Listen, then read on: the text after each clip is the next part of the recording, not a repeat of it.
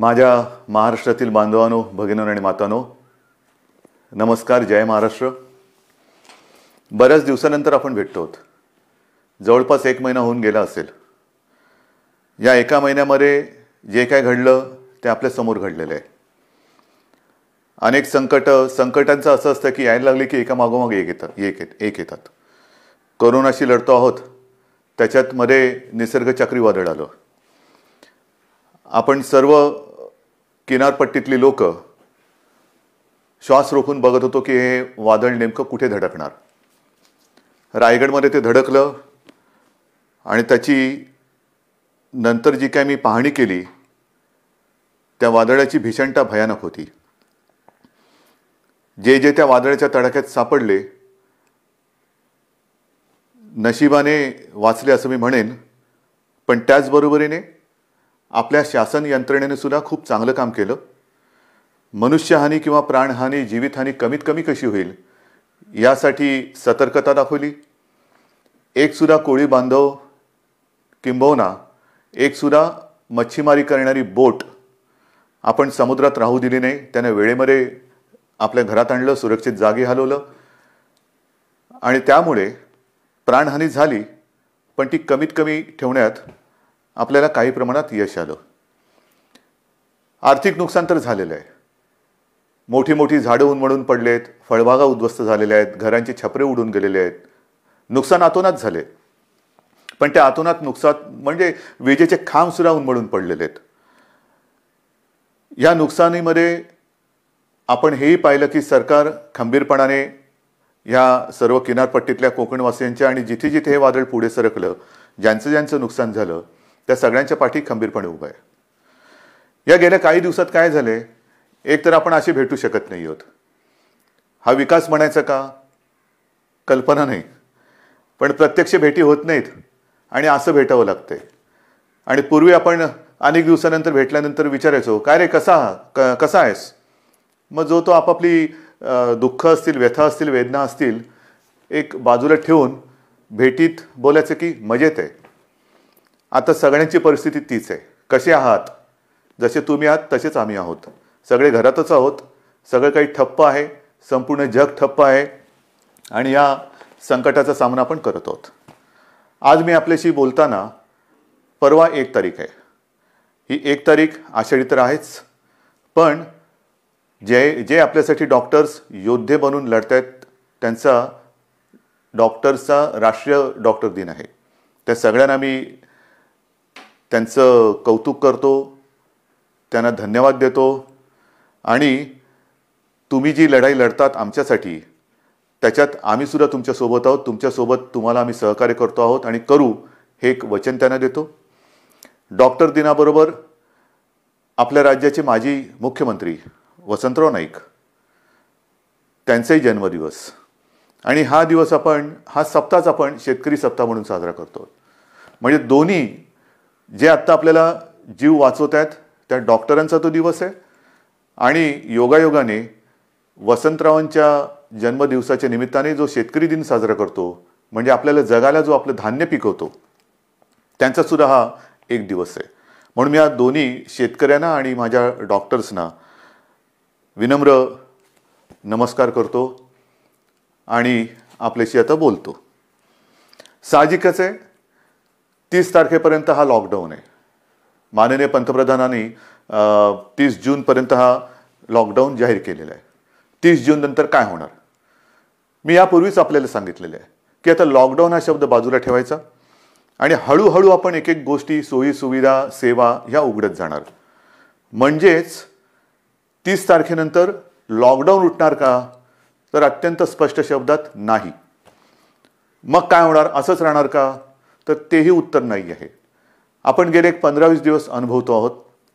एक एक करत महाराष्ट्रामध्ये आपण अत्यंत काळजीपूर्वक पावलं टाकत सेवा सुविधा आणि काही गोष्टी म्हणजे दुकानं असतील, आजपासून आपल्या नाभिकांची जी सेवा आहे ती सुरू होते आहे, अशा काही गोष्टी सुरू करतो. दुकानं सुरू झालेली आहेत, काही ऑफिसेस काही प्रमाणात त्यांच्या कर्मचारी वर्गाची उपस्थिती त्यांना आपण परवानगी देऊन ती सुरू झालेली आहे.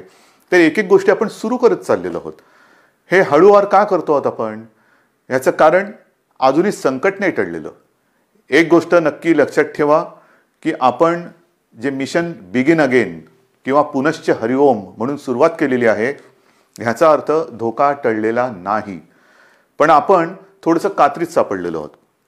ज्याला म्हणतात ना, इकडे आड आणि तिकडे विहीर. आपल्याला इथेही पडायचं नाही आणि तिथेही पडायचं नाही, मधोमध बरोबर आपला तोल सांभाळून हे संकट पार पाडायचंय, संकटाचा काळ हा पार पाडायचा आहे. आणि म्हणून केवळ आणि केवळ अर्थचक्राला एक गती द्यायला आपण सुरुवात करण्यासाठी म्हणून एक एक गोष्टी आपण उघडत चाललेलो आहोत. एखादी गोष्ट उघडली म्हणजे धोका टळलाय, आता आपण बिनधास्त, अजिबात नाही. कृपा करून तशा गैरसमजात, तशा भ्रमात राहू नका, कारण तसं जर का आपण वागू तर करोना आवासून बसलेलंच आहे. आपण करोनापासून वाचण्यासाठी घरात राहा म्हणून तुम्हाला मी सांगितलेलं आहे. अनावश्यक कामासाठी बाहेर पडू नका. आवश्यक असेल तेव्हा आणि तेव्हाच घराबाहेर पडा, हे माझं आजही सांगणं आहे. तुम्ही म्हणाला, अरे हा काय आलं की नुसतं आपलं काळजी काळजी आणि काळजी. आपलं सरकार काळजीवाहू नाहीये, कारण नेहमी असं म्हणतात, ज्या सरकारला स्वतःची काळजी असते त्याला काळजीवाहू म्हणतात. हे सरकार तुमचं आहे, मजबूत आहे आणि तुमची महाराष्ट्राची काळजी घेणारं हे सरकार आहे. आणि म्हणून माझं कर्तव्य आहे की तुम्हाला धोक्यापासून सावध करणं. बाहेर जर का आपण पडलो आणि बिनधास्त वावरलो तर धोका आहेच, प्रत्येक पावलावरती धोका आहे. मला एका गोष्टीचा नक्कीच अभिमान आहे की माझे सगळे महाराष्ट्रातले बांधव, माता भगिनी ह्यांचा सगळ्यांचा माझ्यावरती, आपल्या सरकारवरती विश्वास आहे आणि जे जे काही सरकार सांगतंय त्या सूचना तुम्ही पाळता आहात, म्हणून मला तुमचा अभिमान आहे. हे करत असताना काही ठिकाणी जसं आपण लोकलची मागणी केली होती, त्या लोकल सुरू झालेल्या आहेत. मुंबईमध्ये ग्रामीण भागामध्ये उद्योगधंदे सुरू झालेले आहेत, तिथे सुद्धा लोकांचं येणं जाणं सुरू झालेलं आहे. विशेष म्हणजे जो शेतकरी, ज्याचा उल्लेख मी सुरुवातीला केला, तो शेतकरी आपण सगळे लॉकडाऊनमध्ये घरी असलो तरी सुद्धा न थकता, न थांबता आपल्यासाठी मेहनत करतोय, घाम गाळतोय, जमिनीत राबतोय, भूमीमध्ये राबतो आहे, अफाट मेहनत करतोय. त्या शेतकऱ्याच्या सोबत आपण आहोत आणि आपण राहिलं पाहिजे. मला कल्पना आहे की जसजसा हा सीझन आता पुढे सरकतोय, महाराष्ट्रातल्या ग्रामीण भागात, मग मराठवाडा असेल, विदर्भ असेल, काही ठिकाणावरून तक्रारी आलेल्या आहेत आणि त्याची गंभीर दखल आपण घेतलेली आहे. तक्रारी कोणत्या आहेत? बोगस बियाणं. हे दुर्दैव आहे, हे दुर्दैव आहे. ह्याचं कारण शेतकरी हा, एकतर शेतकऱ्याची अवस्था सगळ्यांचीच सारखी झालेली आहे, रोजगारच नाहीये. तरी देखील मागचा पुढचा विचार न करता हा शेतकरी आपल्यासाठी मातीत राबतोय, हे आपल्याला सर्वांनाच माहिती आहे. मरमर मरून, राबून, अफाट कष्ट करून जे बियाणं त्यांनी पेरलं ते बियाणं उगवलंच नाही. मग काय करायचं? दुबार पेरणीचं संकट आलं, आणायचे कुठून पैसे? एकतर असंही कर्जाचं ओझं जे आपण बऱ्याचशा प्रमाणात उतरवलेलं आहे आणि जे राहिलेलं आहे, जो शेतकरी माझा या कर्जमुक्तीच्या योजनेमधून काही कारणासाठी, म्हणजे जसं मी मागे सांगितलं तुम्हाला की 2 टप्प्यात जे आपण करणार होतो कर्जमुक्ती, त्याच्यातला काही भाग, काही लाख शेतकरी हे नेमकं तिथल्या स्थानिक निवडणुका आल्या, आचारसंहिता सुरू झाली म्हणून ही कर्जमुक्ती तिथली थांबली. त्याच्यानंतर करोनाचं संकट आलं म्हणून ही कर्जमुक्ती थांबली. पण आता आपण ठरवलेलं आहे की लवकरात लवकर हा उरलेला सुद्धा शेतकरी आहे त्याला देखील कर्जमुक्त करायचं. मग हे असं सगळं करून पैसा जमवून तो आपल्यासाठी बियाणं विकत घेतो, पेरतो आणि राबतो आणि बियाणंच उगवलं नाही. पण मी माझ्या शेतकरी दादांना सांगू इच्छितो की तुम्ही काळजी करू नका, हे सरकार तुमचं आहे. ज्यांनी तुम्हाला फसवलेलं आहे ते कायद्याच्या कचाट्यातून सुटणार नाही. त्यांच्यावरती गंभीर गुन्हे दाखल करून त्यांना सजा तर होईलच, पण जे नुकसान तुमचं झालेलं आहे, त्यांनी केलेलं आहे, त्यांच्याकडनं तुम्हाला हे सरकार नुकसान भरपाई सुद्धा मिळून दिल्याशिवाय राहणार नाहीये. काळजी करू नका. हे सरकार म्हणजे असं बेवारशाचा कारभार नाहीये, कोणी यावं आणि माझ्या महाराष्ट्रातल्या जनतेला फसवून जावं, अजिबात नाही चालणार. ज्यांनी शेतकऱ्यांना फसवलेलं आहे त्यांना शिक्षाही होणार, त्यांना शिक्षाही करणार. आणि म्हणून मला असं वाटतं की एक संधपणा जो आपल्यामध्ये आहे तो फार महत्त्वाचा आहे. मला विशेष धन्यवाद आणखीन सर्व धर्मियांना द्यायचे आहेत, सर्व धर्मीय. मग त्याच्यामध्ये माझे हिंदू आलेच, मुस्लिमही आले, ख्रिश्चनही आले, शीख पंथी आले, सगळेच आले. ह्याचं कारण मी मागे आपल्याशी बोललो होतो. साधारणतः शिमगा म्हणजे होळी झाली, शिमगा झाला आणि कोरोनाची बोंबाबोंब सुरू झाली, ती अजूनही कायम आहे. सगळ्यांनी, मग तो ईद असेल, मग आपली रामनवमी असेल, आता तर मुख्य म्हणजे आषाढीची वारी, आषाढी एकादशी आता परवा आहे, मी चाललोय. पण सगळ्यांनी आपल्याला एक सामाजिक भान ठेवून हे उत्सव अत्यंत शिस्तबद्ध पद्धतीने जसं सरकार सांगते तशा पद्धतीने ते आता साजरा हा शब्द विचित्र आहे, पण घरातल्या घरात का होईना साजरा करतात. सगळ्यांनाच धन्यवाद दिले पाहिजेत. आपल्या परंपरा आहेत. आषाढी एकादशीची परंपरा, वारीची परंपरा ही किमान 700-800 वर्षापूर्वीपासूनची आहे. आणि आपल्याशी मी आज बोलताना 2020 साल सुरू आहे. मला 2010चं साल आठवलं. 2010 साली मी पांडुरंगाचं दर्शन घेतलं. कसं घेतलं आपल्याला माहिती आहे. मी हा संपूर्ण वारीचा पाठपुरावा केला, पण मी वारीत प्रत्यक्ष सहभागी न होता हेलिकॉप्टरमधून सहभागी झालो आणि एरियल फोटोग्राफी केली. त्याचं पुस्तकसुद्धा मी आपल्या चरणी तुम्हाला मी सगळ्यांना अर्पण केलेलं आहे. पाहावा विठ्ठल. मी विठ्ठल पाहिला, नक्की पाहिला. मंदिरात जाऊन नाही पाहिला कारण मी हेलिकॉप्टरमध्ये होतो, पण अथांग पसरलेल्या त्या वारकऱ्यांमध्ये मला ते विठ्ठलाचं विश्वरूप दिसलं. माझ्यासारखा भाग्यवान मीच असेन. विश्वरूप ज्याला म्हणतात ते विश्वरूप काय असतं ते विश्वरूप मी त्या वारकऱ्यांच्या रूपात पाहिलं. देहभान हरकून हे वारकरी विठूनामाचा गजर करत चालत असतात. अक्षरशः देहभान हरकलेले असतात. म्हणजे कशाचं काही त्यांना सगळं जग आजूबाजूला आहे नाही, बस विठू माऊली विठू माऊली विठूनामाचा गजर करत ते चालत असतात. ही गेल्या अनेक वर्षाची परंपरा. अनेक ठिकाणावरनं संत महात्म्यांच्या पालख्या तिकडे येतात आणि मग ते रिंगणं होतात. मग ते इंदापूरचं रिंगण असेल, वाखरीचं रिंगण असेल, ते घोडे धावतात. हे सगळं अप्रूप हे केवळ आपल्या देशातच होऊ शकतं. पण त्या सगळ्या वारकऱ्यांनी सुद्धा संयम दाखवला. जे सरकार म्हणेल ते. हे असे नागरिक कुठे सापडणार तुम्हाला. आणि त्या वारकऱ्यांना सांगतोय की नाईलाज म्हणून आपल्याला यावेळेला तो सगळा वारीचा सोहळा हा आटोपशीर करावा लागला. पण मी आपल्या वतीने आपल्या विठुरायाला साकडं घालायला जाणार आहे. नक्की जाणार. विठुरायाला मी साकडं घालणार की विठुराया हे काय आहे, कोणते दिवस आहेत, कशी दिवस आहेत, कशी परिस्थिती आहे. हे तुझे लाखो करोडो भक्त आज तुझ्या दर्शना विना घरातल्या घरात आहेत. आणि का तरी अशी विचित्र परिस्थिती आलेली आहे. तुझे चमत्कार आम्ही अनेक ऐकलेत. आम्ही तुमचे चमत्कार अनेक चित्रपटातून पाहिलेत. पण आता हा चमत्कार आम्हाला दाखव आणि हे करोनाचं संकट लवकरात लवकर नष्ट करून केवळ माझा महाराष्ट्रच नाही तर संपूर्ण जगाला पुन्हा एकदा सुखाचे, समृद्धीचे आणि निरोगी आयुष्याचे दिवस दाखव. हे साकडं घालायला मी जाणार आहे. वारकऱ्यानो, आशीर्वाद, तुमचे आशीर्वाद माझ्या पाठी असू द्या की ते आशीर्वाद घेऊन मी विठुरायाचे आशीर्वाद घ्यायला जाईन. आणि मला खात्री आहे तुम्ही जर मागे उभे राहिलात ना तर आपली विठू माऊली सुद्धा त्या माझ्या साकड्याला यश दिल्याशिवाय राहणार नाही. तुमचे आशीर्वाद मी आज मागतोय. मी आषाढी एकादशीला तुमच्या सगळ्यांचा प्रतिनिधी, मुख्यमंत्री म्हणून नाही, तो मान बहुमान वेगळा, पण मी तुमचा प्रतिनिधी म्हणून मी जातो आहे. जेव्हा तिथे मी पोहोचेन तेव्हा मी तुमचा प्रतिनिधी वारकरी म्हणून मी तिथे पोहोचणार आहे. म्हणून मला तुमचे आशीर्वाद पाहिजेत. आषाढीची ही उद्याची आषाढी, परवाची आषाढी एकादशी येते. त्याच्यानंतर दहीहंडी येते. दहीहंडीच्या मंडळानं सुद्धा मला खास धन्यवाद द्यायचे. कोणीही माझ्याशी बोलायला आलं नाही, कोणी कोणाशी चर्चा केली नाही, पण एक सामाजिक भान ठेवून त्यांनी स्वतःहून दहीहंडीचा उत्सव हा रद्द केला. ह्यालाच म्हणतात एक सामाजिक जाणीव, सामाजिक भान. शेवटी उत्सव म्हणजे काय, कोणासाठी उत्सव, आनंदासाठी असेल. पण जर हे संकट चहूबाजूनी आपल्याला वेढून टाकत असेल तरी देखील आम्ही उत्सव साजरे करतोय, हे असा आंधळेपणा नाही उपयोगाचा. मग दहीहंडी झाल्यानंतर मी काल परवाकडेच गणपती उत्सवाबद्दल एक आपल्याला विनंती केलेली आहे. कारण जसं वारीची परंपरा आहे, दहीहंडी आपल्याकडे साजरा होतोय, मग गणपती बाप्पा येणार, मग नवरात्री येणार, मग दिवाळी येणार, त्याच्यामध्ये ईद येणार, मग आपल्या मुंबईमध्ये माउंट मेरीची यात्रा येणार. हे सगळे सणवार हे सगळ्या धर्मियांचे हे आता येणार.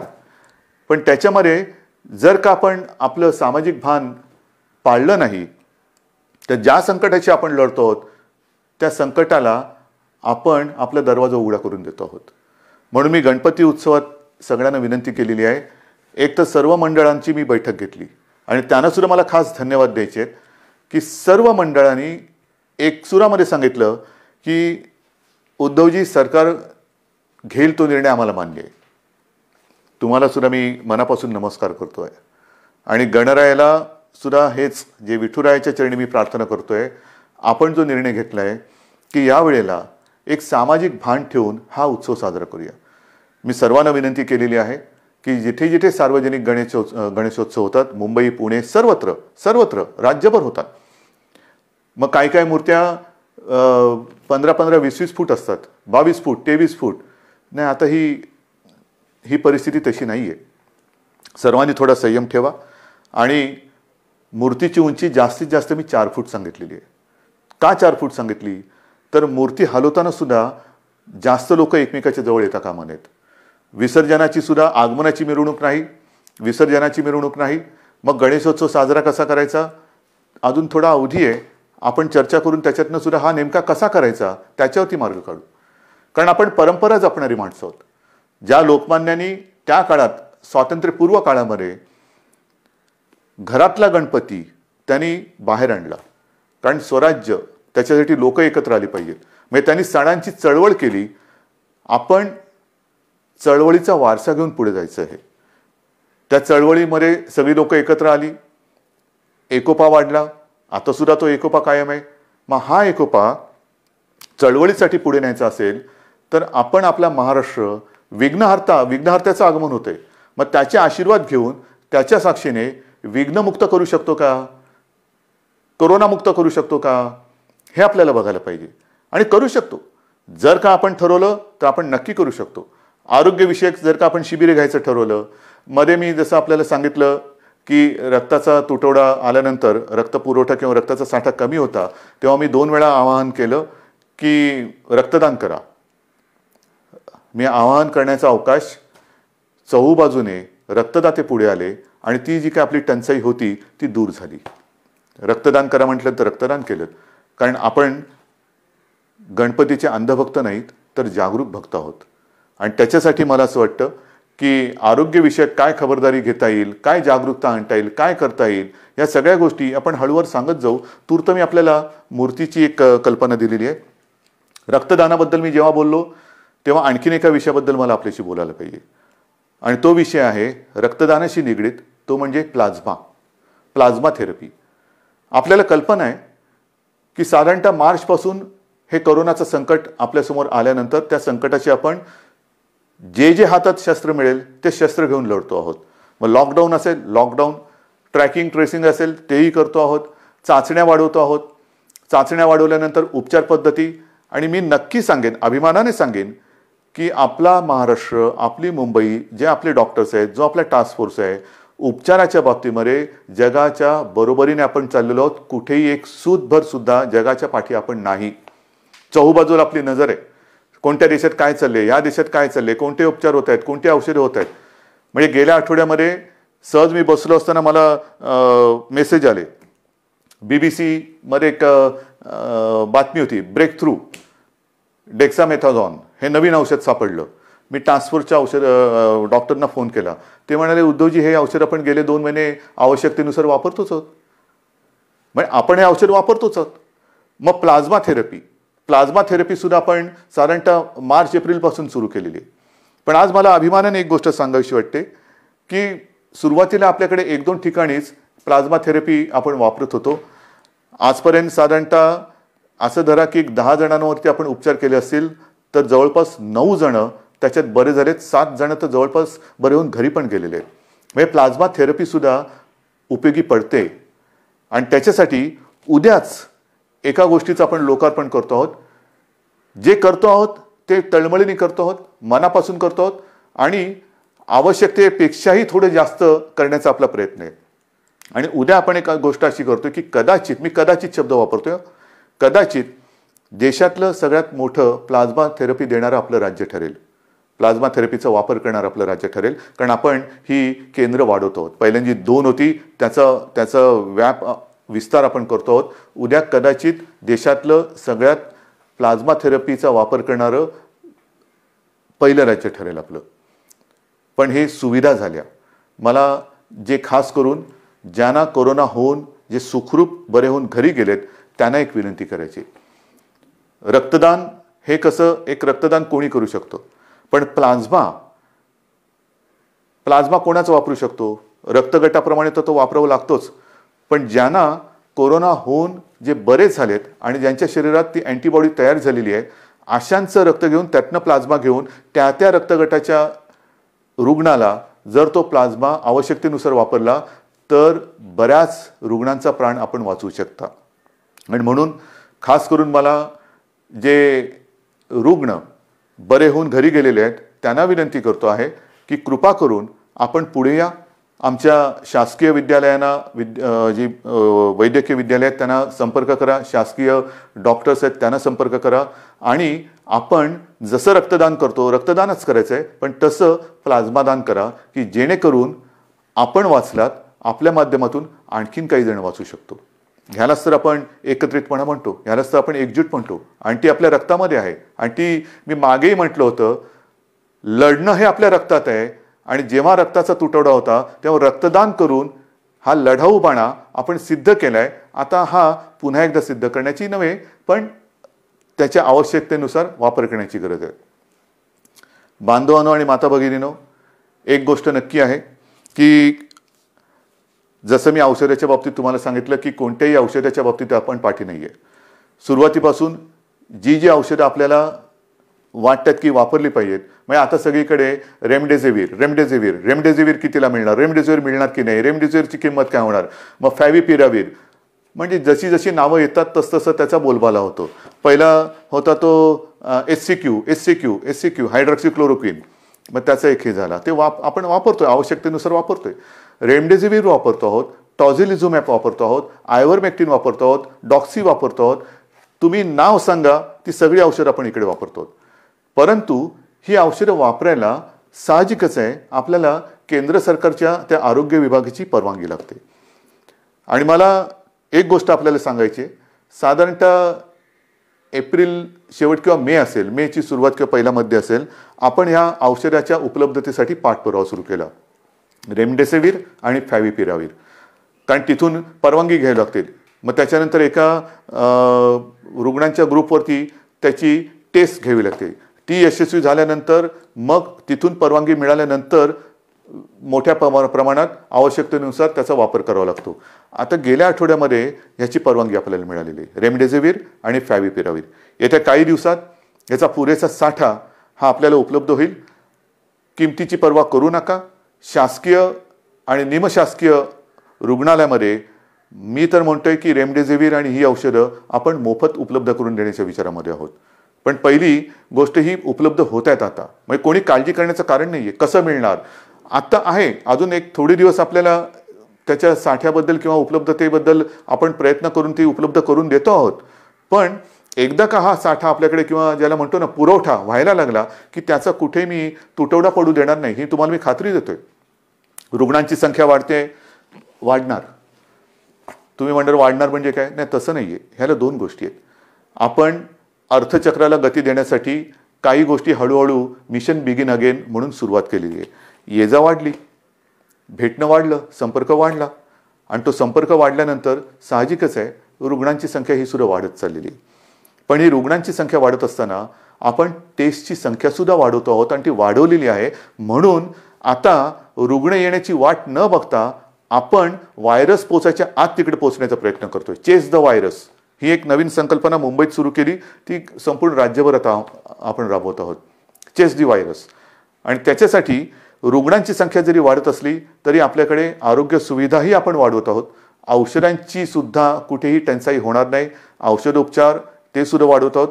पण या निमित्ताने मला पुन्हा एकदा काही डॉक्टर्स जे आहेत, ज्येष्ठ डॉक्टर्स, मी समजू शकतो प्रत्येकाला जीवाची काळजी असतेच, पण काही ज्येष्ठ डॉक्टर्स जे 55-60च्या वरती आहेत पण अनुभव आहे त्यांना, 55-60च्या वरती आहेत आणि ज्याला आपण म्हणतो की हाय रिस्क, म्हणजे ह्या डॉक्टर्सना सुद्धा त्यांना सुद्धा सकाळ दुपार संध्याकाळ रात्र 24 तास ही रुग्णांची काळजी आहेच. तर त्यांना सुद्धा इतर काही व्याधी किंवा विकार आहेत, म्हणजे डायबिटीज असतील, किडनीचे विकार असतील, समजा दुसऱ्या काही आणखीन गोष्टी असतील, तर ते सुद्धा थोडेसे घाबरून हॉस्पिटलमध्ये जात नाही आहेत. मी त्यांना नम्रपणाने विनंती करतोय की आपण काळजी करू नका. एक काळ असाही होता की सगळीकडे पीपीई किट मिळत नाही, N95 मास्क मिळत नाही. आता या सगळ्याचा पुरवठा आपल्याकडे मुबलक आहे, साठा मुबलक आहे. काही काळजी करू नका. तुमच्या पाठी सरकार आहे. जे तुमच्या सुरक्षेसाठी आवश्यक आहे ती संपूर्ण खबरदारी घेण्याची तयारी सरकारची आहे. कारण आपण कोविड योद्धा म्हणायचं आणि त्याला बिना शस्त्रांनी पाठवायचं असं अजिबात होणार नाही. पण आज आपली गरज आहे, महाराष्ट्राला गरज आहे, आपल्या अनुभवाची गरज आहे. कारण अनेक ठिकाणी आपण ज्येष्ठ डॉक्टरांची एक अनुपस्थिती हे अनुभवतो आहोत.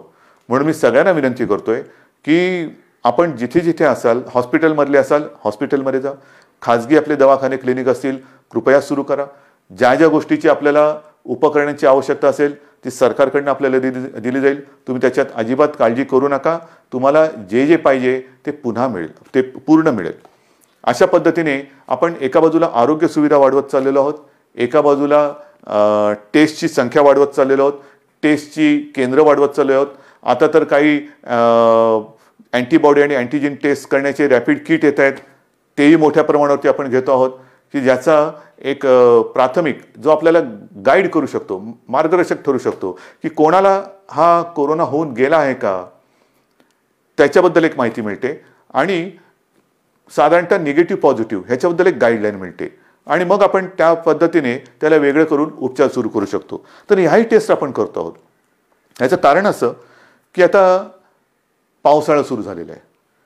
पावसाळा सुरू झाल्यानंतर नवीन अंकुर येतात, कोंब येतात, पालवी फुटते, हिरवगार होतं, सगळं हिरवे हिरवे गार गालीचे सगळीकडे पसरलेले दिसतात. फार सुखद असं दृश्य असतं. पावसाळा जसं एक नवीन जीवन घेऊन येतो तसंच प्रत्येक ऋतू हा त्याचे काही चांगले आणि काही विचित्र गोष्टी घेऊन येत असतो. पाऊस म्हटल्यानंतर ह्या 2-3 बैठका गेल्या काही दिवसात झालेल्या, त्याच्या आधी झालेलं जसं निसर्ग चक्रीवादळ आलं त्याच्या तयारीची बैठक, जास्त पाऊस पडणार आहे का, मग कुठल्या भागात पडणार आहे, पूर येऊ शकतो का, त्याची तयारीची बैठक. म्हणजे पाऊस आला आनंद हा घेऊन येतो, नवजीवन घेऊन येतो, पण कुठेतरी नैसर्गिक आपत्ती घेऊन येतो. पूर आला नाही तरी काही ठिकाणी अतिवृष्टीमुळे इतर रोगराई येते. मग त्याच्यात मलेरिया आला, डेंग्यू आला, लेप्टो आला, डायरिया आला, सर्दी खोकला आला आणि त्याच्यासोबत कोरोना आहे. मग काय करणार, ह्याची सुद्धा तयारी आपली सुरू आहे. पण मला आपल्याला खास करून शहरी भागात राहणारी जी लोक आहेत त्यांना सांगायचं, मग मुंबई, पुणे, नाशिक सगळीकडे, संभाजीनगर आहे, नागपूर आहे, सगळीकडेच, की या वेळेला आपले सगळे कर्मचारी ह्या कोरोनाच्या लढाईमध्ये आहेत. अफाट मेहनत करतात, साफसफाई करतात, नालेसफाई होते, सगळं साफसफाई होते. पण आता थोडी स्वतःची काळजी मी 1-2 वर्षापूर्वी सुद्धा, किंवा मला असं वाटतं तेही त्याला 7-8 वर्ष झाली असतील, विशेषतः तेव्हा मुंबईपुरतं मी बघत होतो. आता तर माझा महाराष्ट्र, तुम्ही सगळे माझे सोबती आहात, मला संपूर्ण महाराष्ट्र बघायचं आहे. सांगण्याची गोष्ट काय की हे जे दिवस असतात ते मलेरिया आणि डेंग्यूचे असतात. आणि हा डेंग्यू असा विचित्र आहे की एक कोका कोलाच्या बाटलीचं बुच असं उपडं पडलेलं असेल आणि त्याच्यात तेवढं बुचभर जरी पाणी असलं तरी त्याच्यात सुद्धा डेंग्यूच्या आळ्या होऊ शकतात. अंड कुठे अर्धवट पडलेलं, फुटून पडलेलं आहे, टायर पडलेले असतात, हे फार धोकादायक. त्याच्यानंतर प्लास्टिकचं कवर असतं, त्याच्यात ते थोडेसे असे खळगे तयार होतात, त्याच्यात पाणी साठतं. नारळाच्या त्या काय त्याला म्हणतात कवट्या, त्याच्यात पाणी साठतं. झाडांच्या फांद्या तुटून ढोल्या तयार झाल्या असतात, त्याच्यात पाणी साठतं आणि त्याच्यात सुद्धा डेंग्यू होऊ शकतं. तर आपल्याला आपला परिसर स्वच्छ ठेवायचा आहे. कुठेही पाणी साठू देऊ नका. एअर कंडिशनच्या खाली, त्याच्यानंतर फ्लॉवर पॉटमध्ये, अनेक घरामध्ये फेंगशुई त्याच्यासाठी जे काय झाडं लावली जातात त्याच्यामध्ये पाणी असतं, त्याच्यात डेंग्यूच्या आळ्या होऊ शकतात. तर ह्या सगळ्या गोष्टींपासून आता आपल्याला खबरदारी घ्यायला पाहिजे. कारण एका मागोमाग एक संकटाची मालिका ही आपल्याला आता तोडायलाच पाहिजे. मी तुम्हाला ह्या सगळ्या काळज्या घ्यायला सांगतोय कारण एक आपुलकीने सांगतोय, प्रेमाने सांगतोय की काय करावं, काय करू नये. आज सुद्धा मी जेव्हा बघतोय की अनेक ठिकाणी, मुंबईत असो, शहरात असो, पुण्यात असो, ग्रामीण भागात असो, काही ठिकाणी अरे आता झालं सगळं. नाही, झालेलं काही नाहीये, झालेलं काही नाहीये. भाजीवाले बसलेत, तिकडे सुद्धा गर्दी होते, तोंडावरती मास्क नाही, हात कुठेही लावतायत, चेहऱ्याला हात लागतायत. आपणहून कोविडला बळी पडू नका, आपणहून पडू नका. ह्या ज्या प्राथमिक ज्या काही गोष्टी आहेत ना, ह्या जर का आपण पाळल्या, म्हणजे बाहेर फिरताना तोंडावरती मास्क लावणं, एकमेकांपासून अंतर ठेवणं. मी सुरुवातीला सांगितलं होतं की मॉर्निंग वॉकला आपण परवानगी दिलेली आहे, सकाळचा व्यायाम करायला परवानगी दिलेली आहे. तो आरोग्यासाठी दिलेली आहे, आरोग्य सुदृढ व्हावं म्हणून दिलेले आहे, आजाराला बळी पडण्यासाठी नाहीये. तर ह्या काही गोष्टी ह्या आपल्याला पाळाव्या लागतील. जशा काही गोष्टी आपण ओपन करत चाललेलो आहेत तशा ह्या केसेस वाढत आहेत आणि काही ठिकाणावरून माझ्याकडे विचारणा होते की आम्हाला ह्या भागामध्ये पुन्हा लॉकडाऊन करण्याची परवानगी द्या. लॉकडाऊन करायचं का? मी आपल्याला प्रश्न विचारतोय, करायचं लॉकडाऊन? कारण हे तुम्ही ठरवायचे. जर गरज नसताना बाहेर पडलात आणि गर्दी केली आणि केसेस वाढायला लागल्या तर पुन्हा ये रे माझ्या मागल्या. मग एक एक गोष्टी आपण पुढे पाऊल टाकताना पुन्हा मागे नाही यायचं आता. म्हणून लॉकडाऊन करायचं की नाही ह्याचा निर्णय आता मी तुमच्यावर सोपवतोय. जर मला असं वाटलं की गर्दी वाढते, केसेस वाढत आहेत, तर मी प्रशासनाला सांगितलेलं आहे की अशा ठिकाणी जर का आवश्यकता वाटली, शक्यतो नको पण आवश्यकता वाटली तर मग पहिल्यासारखा लॉकडाऊन करण्याची गरज तिकडे पडू शकते. कारण कोरोना हा व्हायरस वस्त्या, एक एक वस्ती, जसं काही ठिकाणी तो शिखरावरती पोचला, खाली आला, पण वस्ती बदलली. काही ठिकाणी जिकडे अजून प्रादुर्भाव नाहीये तिकडे सुद्धा गाफील राहून नाही चालणार. तर ह्या अशा काही काळज्या घेऊन आपल्याला ह्या पुढच्या काळाची वाटचाल करायची. दरम्यान मी तुम्हाला सांगितलं की शेतकऱ्यांसाठी सुद्धा कर्जमुक्तीची योजना जी थोडी काही भागात अपूर्ण राहिली ती आपण पूर्ण करतोय. बोगस बियाण्यामुळे फसले गेलेले शेतकरी त्यांच्या पाठीशी आपण उभे राहतो. आता 30 जूनला प्रधानमंत्री गरीब कल्याण योजना ह्याच्यामध्ये खास करून जे भगवं रेशन कार्ड ह्यांना अन्नधान्य देण्याची जी योजना आहे तिची मुदत संपते. बिना रेशन कार्ड म्हणजे ज्यांच्याकडे रेशन कार्ड नाही त्यांना अन्नधान्य देण्याची योजना संपते. मी गेल्या 8-10-15 दिवसापूर्वी जेव्हा प्रधानमंत्र्यांची व्हिडिओ कॉन्फरन्स होती तेव्हा स्वतः ही मागणी केलेली आहे की 30 तारखेला ही मुदत संपते, धान्य देण्याची मुदत संपते आहे, कृपा करून आणखीन 3 महिन्यासाठी आम्हाला वाढवून द्या. कारण अजूनही हे संकट गेलेलं नाही, उलट केसेस वाढत आहेत.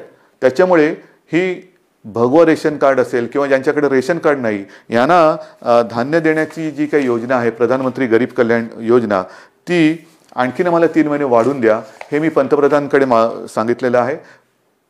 मला खात्री आहे की त्यांना सुद्धा व्यवस्थित सगळ्याची कल्पना आहे आणि ही कल्पना असल्यानंतर लवकरात लवकर आपल्याला त्याच्याबद्दल परवानगी मिळेल ही मला खात्री आहे. हे सगळं झालं चित्र हे आरोग्यविषयक. अर्थचक्राच्या बाबतीमध्ये आपण खचून गेलेलो नाही आहोत. मला एका गोष्टीचा अजून एक अभिमान आहे, नक्कीच आहे, की गेल्या 15 दिवसात महाराष्ट्राने जवळपास 16,000 कोटींचे सामंजस्य करार काही विदेशी कंपन्यांसोबत केलेले आहेत. 16,000 कोटी ही एक फार आपली जमेची बाजू आहे. म्हणजे या संकटामध्ये सुद्धा आपला महाराष्ट्र हा विविध गुंतवणूकदारांना आणि उद्योजकांना आपला वाटतोय हे फार महत्त्वाचं आहे. येत आहेत या गुंतवणूकदारांना कुठे आपण दरवाजे बंद ठेवलेले नाही आहेत. या माझ्या महाराष्ट्रात या, माझ्या विदर्भात या, माझ्या मराठवाड्यात या, माझ्या कोकणात या, माझ्या उत्तर महाराष्ट्रात या, पश्चिम महाराष्ट्रामध्ये या, जिथे तुम्ही म्हणाल तिथे तुम्ही या. जे जे काय तुम्ही कराल तुम्ही जरूर करा. तुमच्यासाठी आमच्या महाराष्ट्राची, देशाची आणि महाराष्ट्राची दारं उघडी आहेत. आल्यानंतर साहजिकच आहे अर्थचक्राला गती मिळाली पाहिजे, माझ्या स्थानिक भूमिपुत्रांना नोकऱ्या मिळाल्या पाहिजेत, रोजगार मिळाला पाहिजे. ह्या सगळ्या गोष्टींसाठी आपण नुसतं कोरोना एके कोरोना करत नाही बसलेलो आहोत. इतर सुद्धा काही ज्या गोष्टी आहेत, ज्या उद्योगधंद्याच्या बाबतीत असतील, विकास कामाच्या बाबतीत असतील, ह्याही गोष्टी, ह्याही आघाड्यांवरती आपण ती ऑफिसेस लॉकडाऊनमध्ये ठेवलेली नाहीत. आपला संपर्क सुरू आहे. सगळ्यांना आपण संपर्क करतो आहोत, त्यांच्या आवश्यकता समजून घेतो आहोत, आपण त्यांना काय देऊ शकतो त्याच्यावरती विचार करतो आहोत. काही अटी तटी शर्ती म्हणजे आल्यानंतर असं काही जणांना होतं नको तो बाबा महाराष्ट्र आम्ही चाललो परत, तसं नाही आहे. तुम्ही सांगा काय काय आम्ही करू शकतो, हे आम्ही करू शकतो, ते तुम्हाला मान्य असेल जरूर या. एकदा आलात की तुम्हाला कुठेही आडकाठी केली जाणार नाही. या पद्धतीने आपण जातो आहोत. मग ते पर्यटनाच्या बाबतीत असेल, उद्योगधंद्याच्या बाबतीत असेल, चहूबाजूनी आपण आपले प्रयत्न सुरू आहेत. याचं कारण असं की आपल्याला सर्वांना कल्पना आहे की आपलं अर्थसंकल्पीय अधिवेशन सुरू होतं. अर्थसंकल्प मांडला काय, नवीन स्वप्न घेऊन आम्ही तुमच्यासमोर आलो काय आणि अचानक हे संकट आल्यानंतर तेही अधिवेशन आपल्याला आवर्त घ्यावं लागलं. तर ही अशी सगळी परिस्थिती आहे. ह्या परिस्थितीचा मुकाबला करतो आहे. शिक्षणाच्या बाबतीत सुद्धा निर्णय तुम्हाला मी सांगितलेला आहे. तर सगळ्यांचीच काळजी घेतोय. शाळा सुरू होणार का, तर माझं म्हणणं आहे शाळा सुरू होणार का पेक्षा शिक्षण कसं सुरू होणार त्याच्यावरती आपण लक्ष देतो. मग ते शालेय शिक्षण असेल, महाविद्यालयीन शिक्षण असेल, सगळ्याच बाबतीत आहोत. तर असं एक एक एक एक एक गोष्टी आपण करत चाललेलो आहोत. मला खात्री आहे जसं जे सहकार्य तुम्ही आजपर्यंत मला केलं, सरकारला केलं, तसंच याही पुढे कराल. जे जे काय आपण करू ते मी तुम्हाला आधीच सांगितलेलं आहे की तुम्हाला न सांगता मी काही करणार नाही. लॉकडाऊन हा शब्द जरी मी वापरत नसलो तरी याचा अर्थ आपण परवापासून सगळं काही उघडतो आहोत असा गैरसमज करून घेऊ नका. आज देखील आपल्याला उलट आज जास्त शिस्तीची गरज आहे. कारणाशिवाय बाहेर पडू नका.